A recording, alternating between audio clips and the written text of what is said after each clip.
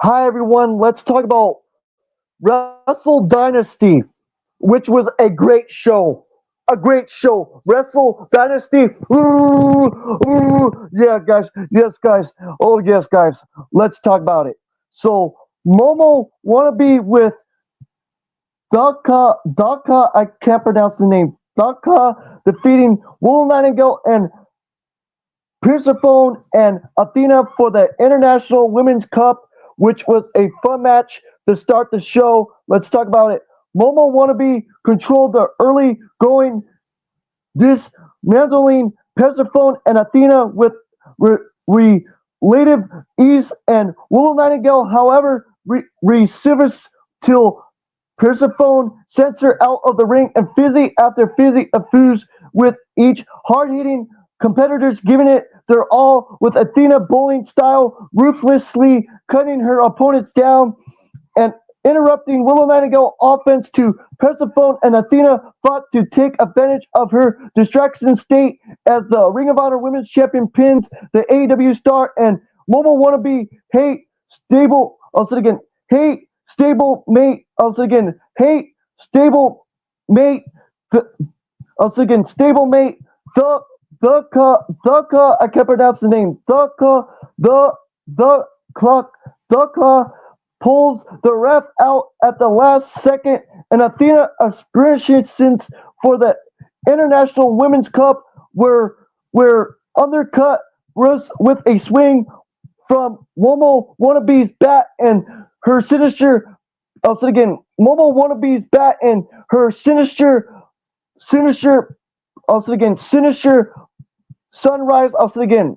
I repeat it again, guys. Momo Wannabe's bat and she hits her sinister peach, sunrise, peach, sunrise, peach, sunrise, peach, sunrise, peach, sunrise, which was fun. That baseball bat and then the peach sunrise, guys, which was awesome. Man, that was good, I'm telling you. With the baseball bat and then the peach sunrise, man, I'm telling you, that was fun. Man, that was fun, like I told you guys. Then we had the son of Texas, Dustin Rhodes and Sammy Guevara defeating the House of Tor. I can't pronounce the wrestlers' names; they're really hard. Shuho and Yo Ishino Kan Kane Muryu for the Ring of Honor World Tag Team titles. Let's talk about it, guys. The House of Tor fences the Son of Texas. Oh man, I thought this was a fun tag team match for the Ring of Honor tag team titles. Dustin Rhodes ascends a hand of sportsmanship to Shuhu, who essentially since to Kane Mursu brushes him from behind, and the House of Tour soulmates plug at Sammy Guevara like or since going so far as the two expose the turnbuckle on their side of the ring and tossing the younger half of the champion, half of the champion team into Dustin Rhodes and makes a hot tag, playing all his greatest hits on Ish, who crushing him with a scoop slam and a spear from Shu, who grading Kane Russell a tag of his own, to which he works the leg of the national Dustin Rhodes, and Kangaroos follows his technical disparity approach with his risky miss following a Goldust Horseman. I'll say it again. A gold dust homage from Dustin Rhodes and a Dustin Destroyer and a whiskey miss of his own saw Dustin Rhodes flattening Kane Rule with a final reckoning, and Sammy Guevara presents this with a 630 splash and gives Dustin Rhodes the pinfall victory. And that's what happened right there. And I'll repeat it again. Sammy Guevara with a 630 splash and gives Dustin Rhodes the pinfall victory. And that's how they retain the Ring of Honor tag team titles and defeat the House of Tor. And that's what happened right there, guys. Fun match right there, guys. Then we had the main card. Those were the only two matches on the kickoff. And then the main card, we started off with the Lucha Gauntlet. Oh man, the Lucha Gauntlet. Oh man, good shit, good shit. let's talk about it, guys. Let's talk about it. So Ishimori won the 8-man Lucha Gauntlet, and I was thinking Ichimuro and Fujiai opened the match, locking up their since Soberno Jr. enters, breaking up their since before Master Wado sends him to the outside, and Mas, Masador Masador Masador Dora ascends, overwhelming everyone with high flying maneuvers, which the great Khalid and his ascents athletes were quickly ascents by the equally ascents Ishimori, who ascents teased his ascents with the incoming Titan in the final entrance. El El Disper El Disperto. I'll say it again. El Disperto. El Disperto ascents in with Junior Heavyweight Championship gold drop over his shoulders, and seeing the price on the horizon, each New Japan Pro Wrestling and CMLL entrance in the Gauntlet charge for also again L Dismortal, splashing him in a sense with their signature moves and chaos assurance in the Gauntlet with top flips and dives of fronts to the outside, and a do Rasa also again do Rasa with the last to the sword as Del Persador and Fujacha, I was thinking Fujicha, I was thinking Fuja, also just say that. Fuja rebels on the mat, and Ichimori breaks up I was thinking Ichimori breaks up their test of sports by tossing the rep onto them, selling to the deal with a juice do sludge to El Del. I'll say it again, guys. Easy Mori breaks up their test of sports by tossing the rep onto them and selling the deal with a just do clutch to El Disreal. I was thinking El Disperdal for the win, and that's how Ishimori won the Gauntlet match, the Lucha Gauntlet match, and that's how Ishimori won. Man, that was a fun match. That was just a fun match. Then we had Shibata versus Tanahashi that ended in a draw. I thought it was fun with grappling, but the ending, I didn't like the ending with a draw. I just didn't like the ending with the draw, but the grappling was cool. The grappling, I thought it was cool though. Let's talk about it. A lockup and a chest. I'll say it again. A lockup and a chest chomp. The more it went on, the more Tanahashi and Shibata officially changed brutally, and Shibata chest was red, but not as viciously as I'll say it again. Tanahashi as they trade blows that echo through the Tokyo Dome, and that's what happened right there, and that's how the match ended, which, you know what I'm saying, could have been better, guys. Then we had Mercedes Moné defeating Mia. Mercedes faces Mia for the Strong Women's Championship and the Undisputed British Women's Championship, which I thought was a great match. Even though Mercedes won, I thought was a great match, guys. But I think Mia should have won that match. Mia should have won that match, guys. Mia should have won that match. But that's just my opinion. Then Mercedes Moné's confidence shown through the sense glints and sparkly within Mia's eye, and Mercedes drove to her opponent onto the outside after she took a spill but felt from the top rope a moment later after a dragon screw leg sweep, and Mina works the knee of Mercedes Moné but couldn't defend the strong women's championship. Miss Mora, Miss Mira, continuing targeting Mercedes Moné's weak spot, and Mina straps her in leg, a leg lock, and another dragon screw leg sweep by Mina, and keeps her in control as she followed up with another leg lock, and Mina tries a furious driver for a very close two pin, with Mercedes Moné's bank statement reaching the same result since struggling to survive, and Mercedes Moné wins with a Monet maker, and that's how Mercedes Moné defeated Mira with the Monet maker, and that's how Mercedes defeated Mira, which was a great match, even though Mercedes Monet won, and I thought Mira should have won, but anyways, guys, I thought it was a great match. Then we had David Finlay. I said David. I mean to say, yeah, I said it right. Yeah, right. Yeah, I did. I did say it right. David Finlay defeated Brody King, which was a fun match. Brody King fences David Finlay, which was another fun match.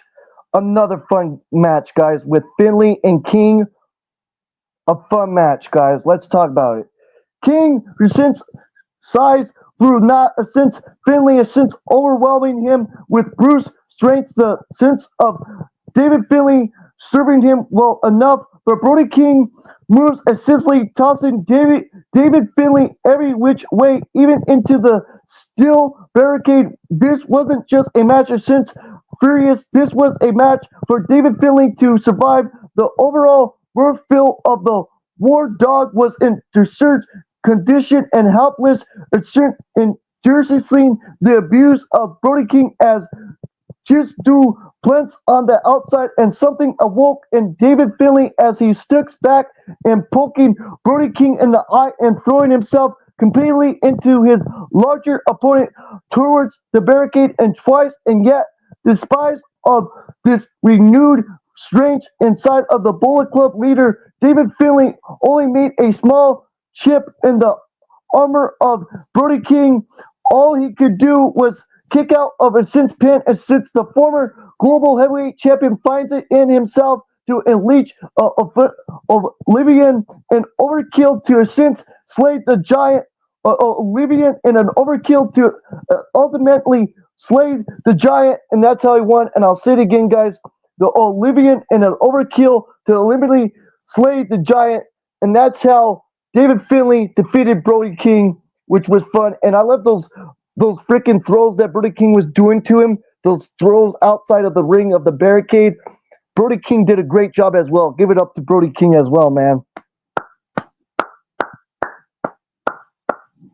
Oh man, I'm telling you. Then we had a banger. Claudio Castagnoli fences Shota. Shota fences Claudio. Let's talk about it, guys. Let's talk about it. Halfway through Shota's entrance, Claudio, since the rough neck, his fruit was delivered into Shota far into the outside of the arena, across steel and ground, reaching back Shota's face, and Claudio less approach read more like a message than competition, and Claudio sense of strength page since as such a spot where he essentially tossed him through the top turnbuckle as through he was a lightweight teddy bear when its signature swings couldn't sense Shota enough for the win. He pulled deep with a Boston crab to no sense sticking to toss him off the top rope again, and Claudio fought victim to elbow strike to the neck and a DDT from the top and a cola bomb nearly give Claudio the victory, but Shota survives and wins with an underhook death driver, and that's how Shota defeated Claudio Castagnoli with an underhook Death Driver, and that's what happened right there. And Claudio Castagnoli did a great job with his swings, back and forth. Really good stuff, man. It was a banger. It was a banger. And Shota winning with the underhook, Death Driver, which was amazing, guys. Amazing. Oh, man. Shota fences freaking Claudio was great, guys. Then, then we had Tutesta fences Ishii for the Northern Weight. I'll say it again. I'll say it again. I said Northern. Never open weight. I mean to say it again. I'll repeat it again, guys. I said overweight. Did I say? I just said overweight. Okay. Tutesta defeated Tomohiro Ishii for the never open weight championship in the AEW International Championship, which was a fun match, and I'll repeat it 1,000 times, guys, and I'll repeat it 3 more times. Tutesta defeated Tomohiro Ishii for the never open weight championship in the AEW International Championship. Tutesta defeated Tomohiro Ishii for the never overweight championship in the AEW International Championship, guys, which was a fun match.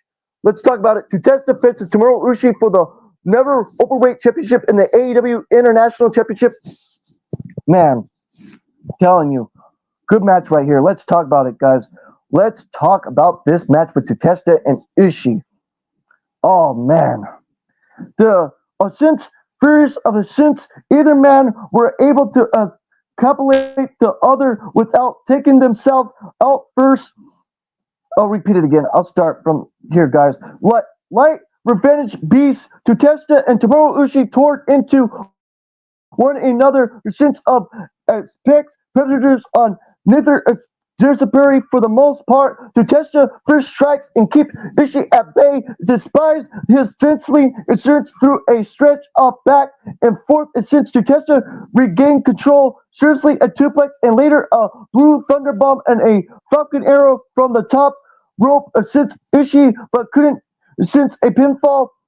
Oh man, I'm telling you guys, I am telling you, this was good stuff. And since fences are fence, either man were able to encapsulate the other without taking themselves out first. Essentially, since Ishii countered the top rope ascent of Tutesta into a Hurricane Karana, following up with a series of headbutts and lariats, and Tutesta managed a hard fought comeback with elbows, but selling the offense to this match with a rushing fire for the pinfall, and that's how Tutesta defeated Tomohiro Ishii with a ragging fire, and that's how Tutesta won with a ragging fire for the win. And back and forth with Tomohiro Ishii and Tutesta. Just great stuff, man. Great stuff, man. I'm telling you. Then we had, which was a good tag team match, but why did the Young Bucks have to win these? Why did the Young Bucks have to win these IWGP tag team titles? Why? Why? Why? Why? Why did they have to? I want to know why. Why did they have to win these tag team titles? They didn't need to. In my opinion, they didn't need to. But I'm going to take a little breather here and we'll talk about it, guys. We'll talk about it.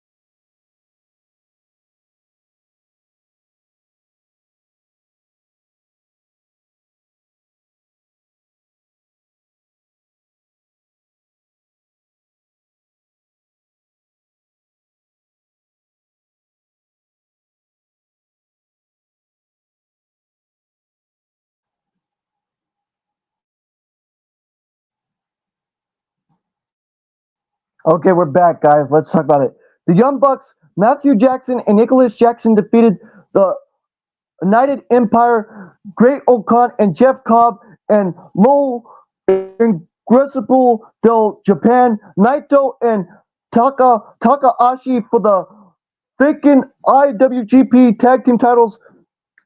The Undisputed Empire should have won this. In my opinion, they should have won this, or Naito and Takahashi should have won this. I wouldn't mind if Naito and them would have won, but my choice was Great Okan and his choosing. And his choosing was, Jeff Cobb teaming up with him, which was great with Jeff Cobb teaming up with him. Man, it was good till, the freaking Young Bucks winning. Let's talk about it anyways. So the Great Okan and Naito lock up with Jeff Cobb throwing his weight around but suffering a well since flip from the Bucks, and United Empire staged a front that overwhelmed the competition, nearly forced I'll say it again, nearly suffering an EVP trigger from the Bucks, but overcome both with a singular massive suplex and butterfly accolade with LIJ. I'll just say LIJ, and the Bucks betrayed them and shrinks Naito and Cobb, and they won the match with a. I'll say it again with a. I'll repeat it again, guys. I'll repeat it again. Hold on again. I'll repeat myself again. So, the Undisputed Empire and LIJ essentially takes down on as the Young Bucks watch, and the Jackson brothers are since towards their French teamwork, well, loud buttering, and Great Okan and Naito lock up with Jeff Cobb throwing his weight around, but suffering a since slip flip from the Bucks, and the Undisputed, the United Empire stage a front that overwhelmed the competition, nearly suffering an EVP trigger from the Bucks, but overcome both a since massive suplex and butterfly. I'll say again. Butterfly. I'll say again. Butterfly. Honestly, with LIJ, and the Bucks betrayed them in crushing Naito and Cobb, and they won with the match with a Meltzer driver onto a defeat Khan, and that's how they defeated them, and that's how the Young Bucks won. And I'll repeat it again, guys, and I'll repeat myself again. So they nearly suffered a EVP trigger from the Bucks, but overcome both with a singular massive suplex and a butterfly. Team with LIJ, with the Bucks betraying them and crashing Naito and Cobb, and they won the match with a Meltzer driver onto a defeat the Great Okan, and that's what happened right there. And that's what happened right there, guys. Which it was fun till that happened. But it is what it is. Then we had Yota Fences Perry, which was a decent match for the IWGP Global Heavyweight Championship. Thank goodness Perry didn't win this. In my opinion. But let's talk about it. Yota since neck control since by Perry, leg work, and the scapegoat gives little room from the champion to breathe as Perry threw everything he had at him, and a Spanish fly from Yota earns a since had not been from Perry's knee. This was not. I'll say it again. I'll repeat it again, guys. Yota immense neck control since healing by Perry's leg work, and the scapegoat gives a little room from the champion to breathe as Perry threw everything he had at him, and a Spanish fly from Yota earns a massive resistance as it's not been for Perry's knee, and this was a double-edging sword as the challengers begin to favor his other knee, falling to the stage. Another comeback. Yota falls victim to a low blow by Perry, but kicks out as the last second, recovering just enough arena line, and the champion ducks and waves through an any tack. Perry could message low as his knee, and Perry collides under the force of a since blaster, and Yota retains, standing tall over the scapegoat. And I'll repeat it again, guys. Perry collides over the force of a since Junior blaster, and Yota retains, standing tall over the scapegoat. Jack Perry And I'm happy that he freaking lost. I'm happy that Jack Perry lost from Yota. And I can't pronounce his last name. It starts with a T. So I'm just going to say Yota. So then we had Omega Fence's Kid. Omega Fence's Kid, which was a banger. A freaking banger. A banger. I'm telling you. Kenny Omega Fence's freaking Gabe Kid, which was a banger. In my opinion, a banger. Give it up to Gabe Kid and Kenny Omega. Just give it up to them, man. Let's talk about it. Kenny Omega defeats Gabe Kid, and Gabe Kid has since blazing like an infernal ascent. You know what I'm saying? Fire, like a fire ascents to an ember as Omega trade Nestle style, delivering skin rinsing strikes and since taunts, and Kid snits to the flow of the match and whipping Kenny Omega to the barricade repeatedly and frints to the commentary arena, and Gabe Kid plans where I'll say it again, postpone.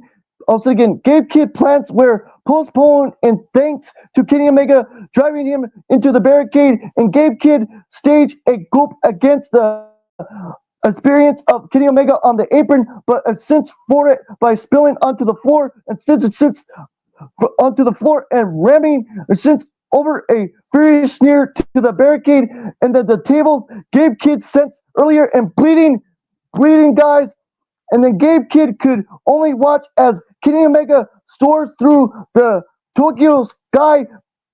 I'll say again, Tokyo Sky Pass. I'll say again, Tokyo Sky Pass the barricade onto him below, having damaged his hip through the dive, and Kenny Omega betrays the ringside screw. I'll say again, ringside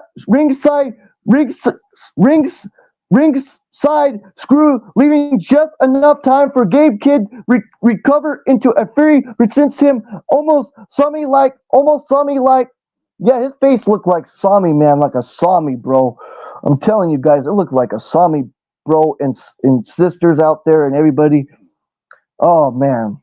With another table set up, Gabe Kid struck, and Kenny Omega since swords and drops him through it with a powerbomb. Commentary since that Kenny Omega was a since blood. Well, Gabe Kid and his War Dogs threw a. I'll say it again. War Dogs threw a collection of steel chairs into the ring, and Kenny Omega since the dangered knee and Gabe Kid onto the mountain of chairs, but fall. Now I'll say it again. But fall.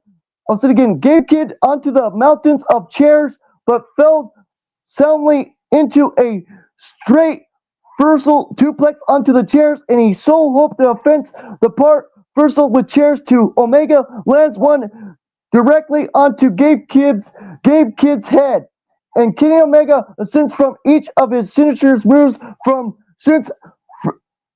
I'll say again, from Suit's path to a fee trigger, hoping to end it with one winged angel, which since due to Kenny Omega and since and Gabe Kid counters to further with an in Koki, I can't pronounce that word, but in a Koki hold into the crowd ovation, and Gabe Kid pummels Omega with a cinch driver, but fails to get the job done and musters the strength to raise one more, and Kenny Omega use Yoka Ushi. I was thinking Yoka Bushi, friends Bushi's Kendo Kemba Kumbi Uchai, and ended the match with the one winged angel, and won the match with the one winged angel, and that's how Kenny Omega defeated Gabe Kid, which was fun, guys, which was fun. Then we had the main event. We're going to take a little breather right here. We're going to be talking about CSJ versus Ricochet. You know what I'm saying, guys? Zack Sabre Jr. versus Ricochet for the IWGP World Heavyweight Championship. I'll say it again. Zack Sabre Jr.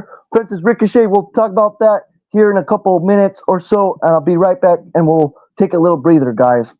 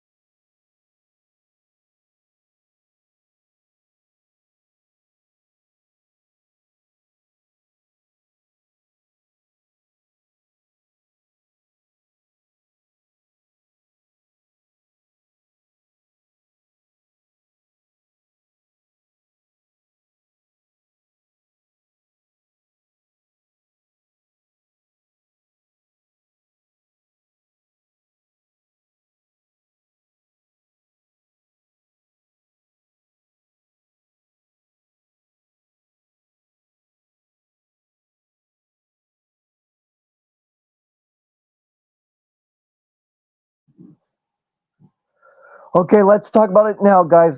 Zack Sabre Jr. defeated Ricochet for the IWGP World Heavyweight Championship, and he retained the IWGP Heavyweight Championship. Let's talk about it. Before Zack Sabre Jr. could even enter the ring, and passionate Ricochet's charge full since at the champion, and since Zack Sabre Jr. swings with an uppercut on the challenger and catching the bouncing Ricochet at every second in the early offense as Ward as sex as I'll say it again as early offense as Ward as Zack Sabre Jr. makes the warn by since nature of Ricochet and the Furnace wrestler style since wild to Zack Sabre Jr. grounding approach, and any moment Ricochet and since his limb to Zack Sabre Jr. and his strikes, and he reacts quick enough to sense a reversal by the champ, and Zack Sabre Jr. mounts a comeback and throwing kicks and strikes, boom, boom, boom, boom, boom, boom, boom, just freaking good stuff, just freaking great stuff, flyings and kicks and stuff, and like his life depended on it. However, Ricochet caught him and suplexed him and since from the middle of the ring to the padding outside, and Zack Sabre Jr. re-entered the ring and beating the count and engaged in a slap fest with Ricochet slaps, just slap, slap, slap, slap, slap, slap, slap. Then Zack Sabre Jr. powers through a series of uppercuts and through sounding by Ricochet's knee, and last countering Ricochet, the champ plugged Ricochet with a Sabre driver since into a cross arm breaker, and Ricochet floating into a shooting star press for a heart stopping 2 count, and Zack Sabre Jr. grounding Ricochet and defeating him with a gym break armbar for the win, and that's how Zack Sabre Jr. won by submission, and that's how he retained the IWGP World Heavyweight Championship and defeated Ricochet. Oh man, telling you guys, good stuff, man. Good stuff. Good stuff. And I give this show a 9.5 out of 10. A 9 point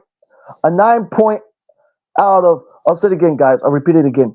I give this show, Wrestle Dynasty, a 9.5 out of 10. I'll repeat it again. I give this Wrestle Dynasty a 9.5 out of 10. I'll say it one more time. I give this Wrestle Dynasty a 9.5 out of 10, guys. And that's all I have to say, guys.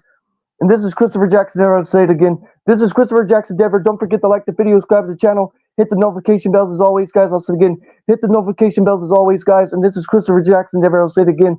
This is Christopher Jackson Denver. Don't forget to like the video, subscribe to the channel, and hit those notification bells as always, guys. And we're out. Peace out and take care, guys. Peace out and take care.